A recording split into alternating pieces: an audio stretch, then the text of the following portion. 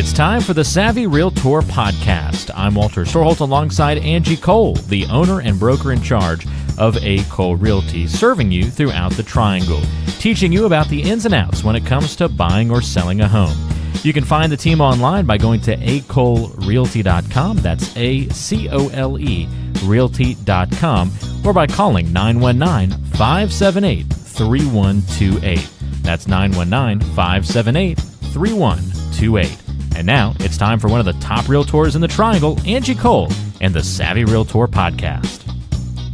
Angie, did you see this headline? It wasn't in like a national, it wasn't a prominent headline, but I just thought it was kind of funny. It was an article that talked about 6 things you shouldn't have in your bathroom when you go to sell your home because it freaks out potential buyers. Did this pop across your screen at all? It didn't until you brought it to light, and then I had to go check it out. So it was basically a list of stories of different weird things that people had in their homes, in their bathrooms, and it said try to avoid putting these things in your home or using your bathroom in these ways. So I thought this was pretty funny. First thing that they had on the list was weird art. So people just had people are very interesting sometimes with the art that they choose, but there are certain types of art that could be very odd if you put them up in the bathroom, I suppose. So be careful of naked art in the bathrooms. Be careful of naked art in general in your home when you're looking to sell. We all have different taste. But yeah, I've gone into a couple of listing presentations and there was naked art, some being the actual owners, which, if you're a risque like that, you run with it. But when it comes to selling your home, let's take down the naked art. We should really stop this segment right there. I know. Yeah, we're going to get called on by HR right now, right? HR or FCC, or the FCC, one of the two. Is going to be upset Prefer with not to be. Keep it kosher. That's something I can't imagine doing, putting naked art of myself up around the house. Come on, Walter, why not? Like I said, we should end the conversation right here. But we'll press on. All right. Item number 2, word art. Word art is very popular. Different, I don't know. Do you have any word art in your home, Angie? Different I don't, rooms? but I know what you mean. It's kind of like that cutout stencil, and a lot of them more of like sayings and happiness, or over the rainbow. Love, those kinds of things. But what type of word art are we seeing in the bathrooms? Well, they're just saying you should probably avoid it because there's too much innuendo and way too many poop jokes to be made if you put word art up in the bathroom. No, that's true. That's true. So no word art in your bathroom, please. That's right. We're all hurting for extra storage space, but the bathroom is probably not the best place to utilize for that. They pointed out in the article situations where people had put refrigerators, an extra refrigerator in the bathroom, or turn it into a pantry, and that's usually not a great idea. That kind of turns buyers off. If you're one of those people, don't hate me, but that's just disgusting. It's okay to store your toothpaste in your bathroom, of course, but when we have, dry goods and a fridge in your bathroom, no, guys, let's not do that, please. I could go for a mini fridge in the bathroom. I could actually see that being kind of nice. Just have a beer fridge. There you go. Yeah, you come in from mowing the lawn, and you want to take a shower, and you get out of the shower, and you instead of having to go down to the refrigerator downstairs or something like that, you can just go ahead and have your drink there. I'd be okay with a mini fridge. I'm not hating. Fridge, that's a good thought. Right, that's a good thought. All right, so funny. Avoid the food storage, though, as a general rule, perhaps. Right. Cigarette butts just lying on the ground. I don't know who would do that. That just sounds... everyone has their things that they do, but, smoking in your home is one of the toughest things that we have to overcome whenever it comes time to sell a home, because that eliminates probably about 80-90% of the buyers who would even consider your home and getting rid of the smell in your home. I've been in a home before where they took off the pictures off the wall, and it was like a yellow square, right? Gotcha. Everything else was yellow, and it was white square behind the picture because the nicotine, I guess, on the wall. It was so bad, and you can't get that smell out of a home unless you are tearing up the carpets, like you have to completely repaint, redo everything. So yeah, first of all, let's be clean and tidy when it comes to selling our home, but and especially don't leave around your cigarette butts in your bathroom, but be careful about smoking in your home as well. Yeah. Just think about the future. It's a tough one.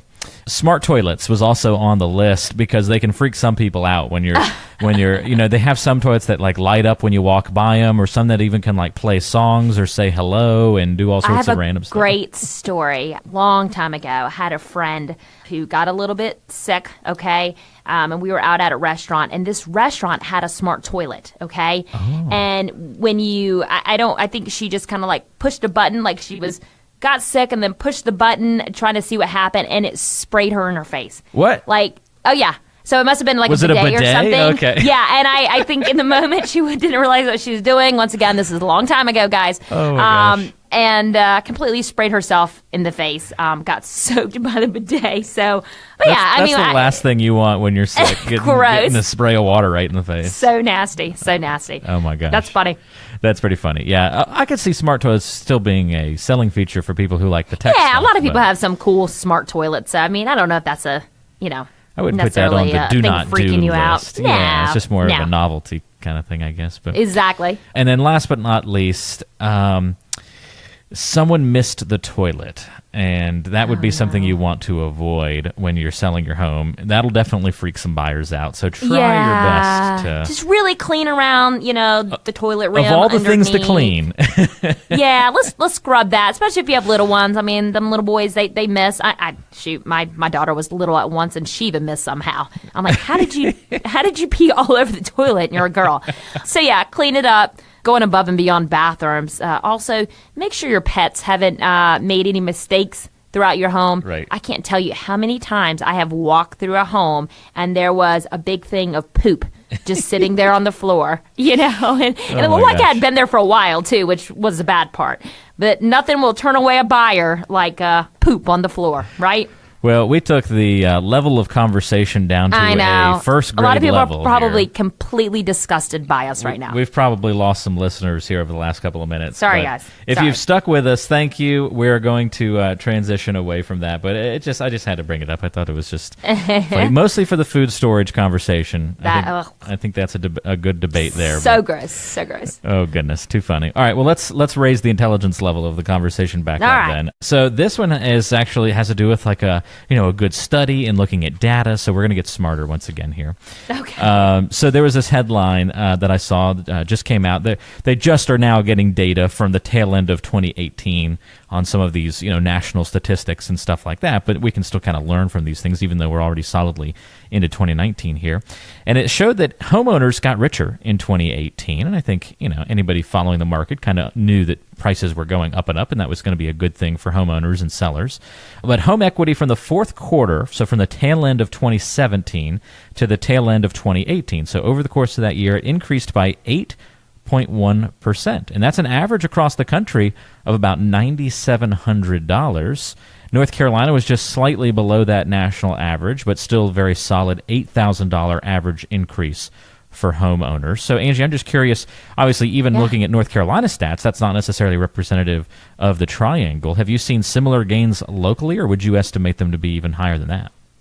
Yeah, I mean, we've seen a great, gain. I would say on average probably about 5% or so, which can be, a good amount. Different areas, of course, more. Like I know you mentioned the 8.1. So it really depends on the area, and we service so many areas. It's really tough to just throw out a percentage there.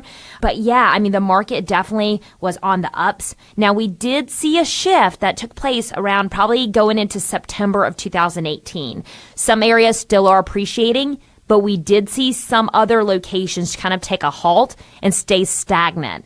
Some actually started to taper off a teeny bit, but the thing is just the prices were increasing too fast and too quickly, that at some point it had to stop. But, I am seeing that, people are taking advantage of their equity, meaning they realize that, now is an amazing time to sell. You have to be careful on pushing the limits a little bit too much and waiting for the very tip top of the market because none of us know when that's going to happen, right? And then tomorrow, all of a sudden, things could just go downhill. I don't foresee a huge crash, but eventually we do max out. In some areas that we service, I've already seen that.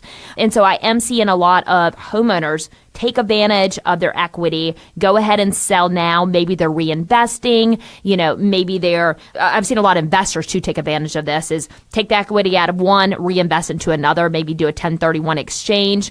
Also, actual homeowners doing that as well. As far as, renovations, I wouldn't say that I'm seeing a lot of people take out maybe a home equity line against their home because they know they have value to do major renovations, unless they're staying or planning on staying put. Otherwise, we wouldn't advise to do that, right? But yeah, a lot of people are thinking about selling now because you're at the top of the market. Take advantage of it, run with that equity, and, go buy something else. Yep, pretty cool to be able to see that, amount go up over the past year. And what are people doing with that equity, Angie? Or do you see folks would you say folks are more motivated to sell or more motivated to stay and do those renovations? What's winning out right now? Yeah, I would say most are more motivated to sell. Okay. It's, let me take that cash that, I've received, the equity in the home. Let me take it and let me, move it elsewhere. Now is a great opportunity that I can now go buy another home because I have enough equity in my current home. So yes, it has caused a huge motivation for people to sell. Year to date, our team, and I don't quote me on the numbers, but I want to say we've already been on a good 40, 45 listing appointments, if not more, probably even more. So, all of a sudden we are getting bombarded with people that are looking to sell because they know that they are at the top of the market and they probably have a decent amount of equity built up. Yeah, that's pretty much what we did, took advantage of the, increase to, we made that move last year. So we kind of fell into that group perfectly. To borrow I don't know if this is a millennial term or maybe it's even the generation behind us, Angie, but we're leveling up on our homes these days due to the increase in equity, right? Sure, yeah. I don't know if it's also the term of kind of keeping up with the Joneses, right? We always want the best of the best. Yeah. And so, I do tend to see a lot of people that they are leveling up per se versus the downsizing. I think the downsizing is more of, the baby boomers, that have too much home and now they're the smart ones with their money, right? It's definitely the millennials that are looking to level up. So they make some money off their home. Let's move on up and let's put that money into a larger home. I think you're right. That's just a fancier way of saying keeping up with the Joneses. So a new age way of saying that. Yeah. It's too funny. Right, exactly. Well, if anybody's thinking about selling their home here in the near future, Angie, I know one of the cool things that you offer, especially as things start to get more competitive for sellers, more competition probably entering the market here as we enter into the springtime, something we've talked about here on the show before. We may not see homes, going off the shelves quite as quick as in the past, and that causes angst for a lot of people when they think, okay, well, what if I don't sell quickly? What if it takes a long time? Is that going to be a very, stressful equation? I really need to get out of my home quickly. I can't have this thing drag on for a long period of time, and that's why you and your team have started to implement the 29-day home sold guarantee. Tell us a little bit about that. Yeah. So it's exactly what you just stated, Walter. So it's a 29-day sale guarantee. If we cannot get your home sold in 29 days, we will then sell your home for free. And we feel confident in backing that guarantee just because of our success with selling homes. For example, in 2018, the average days on the market for the Triangle were at 23 days, and our team, we were consistent at 11. So we know that we have the tools, we have the marketing, to get your home sold in a timely manner. And so once again, if you're in a position where you need to get your home sold quickly, there's so many situations that could arise that could force you to sell, or the motivation is there because maybe you have another home that's being built and closing soon, so you need to then sell your current home quickly. And so if you're thinking about selling your home and maybe time is not on your side, we do have our 29-day sale guarantee. If we do not get your home sold in 29 days, then our team at A. Cole Realty, we will sell it for free. That's pretty cool. So if you want to take advantage of that home sold guarantee, find out more about it from Angie Cole, pick up the phone, give a call, or text Angie at 919-538-6477. That's 919-538-6477. Your home sold in 29 days or less, guaranteed, or they'll sell it for free. 919-538-6477. Call or text Angie, 919-538-6477. More around the corner here on The Savvy Realtor. Stay tuned.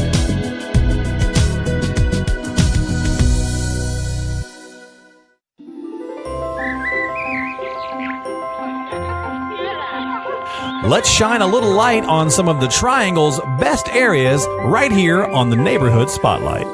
The Neighborhood Spotlight, one of our favorite parts of the show where we explore different nooks and crannies around the Triangle, introduce you maybe to new neighborhoods that you haven't driven through or explored yet. Maybe you'll find out about a spot in the Triangle that you'd be interested in moving to. Angie, where are you taking us this week on the Neighborhood Spotlight? Yeah, so I thought that we would tie together our listing of the week along with our Neighborhood Spotlight. So I thought we would focus on Carolina Arbors, which Carolina Arbors is developed by Del Webb, which is very well known throughout the states. And it's an active adult neighborhood, which typically means you need to be a certain age to live in there. But actually, they're a little bit lenient, but is definitely geared more towards active adults because of the type of activities they offer, the amenities. You know, there's always something going on daily just to keep everyone up and going, meeting their neighbors, out and about, so you don't become a recluse right in your home. So it's a very, very neat, well-maintained neighborhood. I'm not an active adult, Angie, by age definition, but I think I need that. I need somebody to get me out meeting people and saying hello. I know. Also, it's maintenance free. So, you know, although we have single-family homes, it's maintenance free. So you can worry about the interior of your home, and you have someone that's taking care of the exterior, which is wonderful. So Carolina Arbors is located right behind Briar Creek. It is a Durham address, but it is right off of T.W. Alexander, right behind Briar Creek. So right down the street from all the shopping and everything you need as far as restaurants, you know, grocery stores and whatnot. They range in square footage from 1,200 square feet up to 3,800 square feet. So all different styles and sizes of homes. Typically, they all do have a 2-car garage, which is great. They started construction in 2013.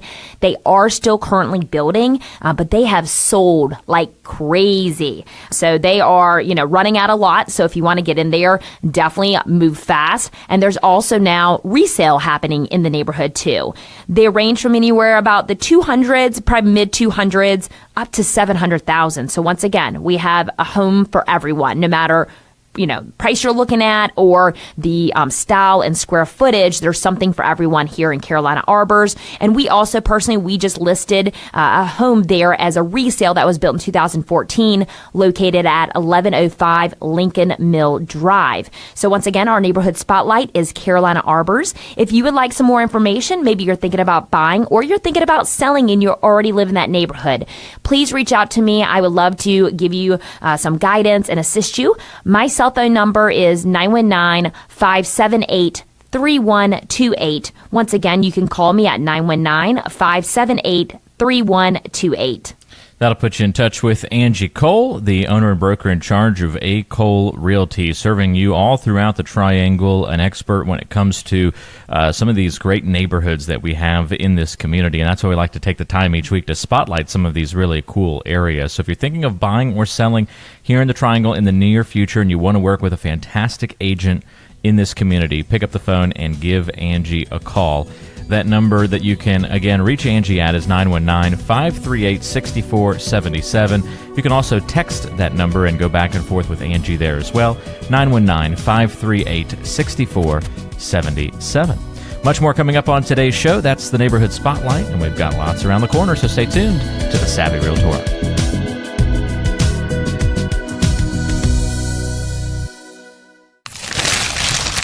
It's time for the mailbag. We want to hear from you. Barb in Wake Forest. And it's a bit of a long question, so bear with me here for a moment. Barb says, we were buying a larger home recently. The square footage was listed at $3,250 on Zillow. When we toured the home, the agent handed us a flyer that showed the home as 3,400 square feet. We went under contract because we didn't think that difference was that big of a deal. Then the appraisal came back. Well, guess what? They had the house at only 2,800 square feet. So they dropped essentially $600 square feet from that previous estimate. We had to back out of the deal because, gosh, the cost per square foot went up so much from the appraisal that we just felt we were now overpaying for the home. How does this happen? Is the appraisal the truest form of the measurements, and could they have messed up or maybe missed a room or two when they were measuring? I feel like there's a lot of moving parts to this, Barb. Yeah. First of all, remember Zillow. Zillow can be completely inaccurate. Someone can personally input their home into Zillow. So don't go off of Zillow as far as square footage goes, okay? But it seems like the bigger issue here is the disclosure of the flyer, which I'm assuming was matching MLS that states the home was 3,400 square feet, but then the appraiser came back and measured 2,800 square feet. Huge discrepancy there, right?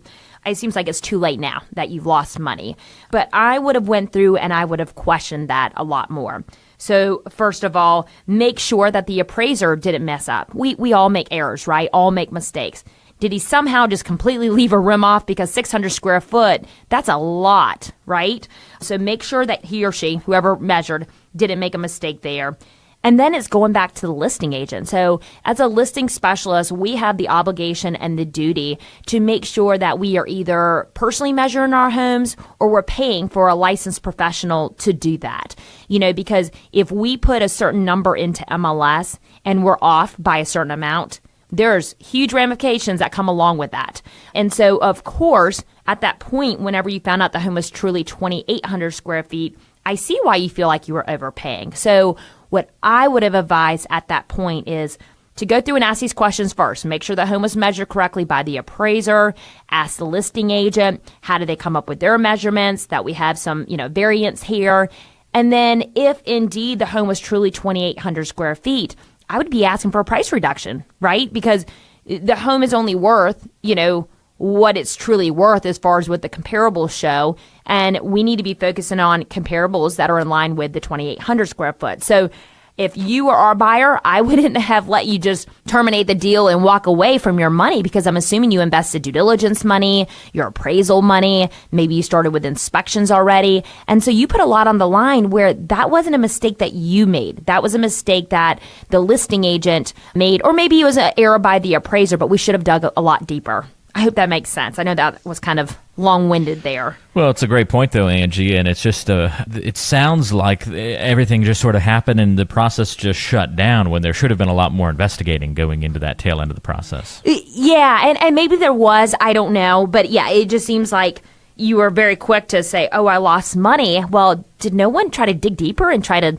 save you from losing money, and really get to the bottom of where the issue arise? Because it could have been just a simple little error that could have been fixed instead of you guys needing to lose out probably on the home that you loved, lose money. And yeah, it just was a ripple effect, which is a bummer. It is a bummer, but it does highlight sort of the importance, and sorry that this happened to you, Barb, but and not saying that, Barb maybe didn't understand the process or have, some of the, understand all the nuances when it comes to the home buying process, Angie, but it does just underscore that importance of knowing kind of the proper way for these things to unfold. I mean, every transaction ends up being different. I've certainly learned that over the years of, hosting this show with you and going through, home purchases on my own as well. Everything is different every time. There's going to be some little things that change.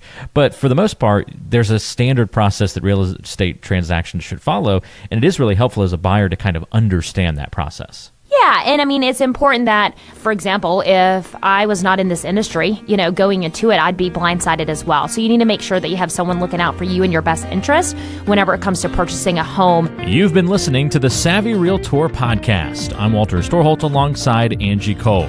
She's the owner and broker in charge of A. Cole Realty here in the Triangle. And if you have questions for Angie, we invite you to go online to acolerealty.com. Listen to past podcast episodes on the website, read the blog, and all the great information, including the option to find a home right there on the website. That's acolerealty.com. And you can also call Angie with your questions, 919-578-3128.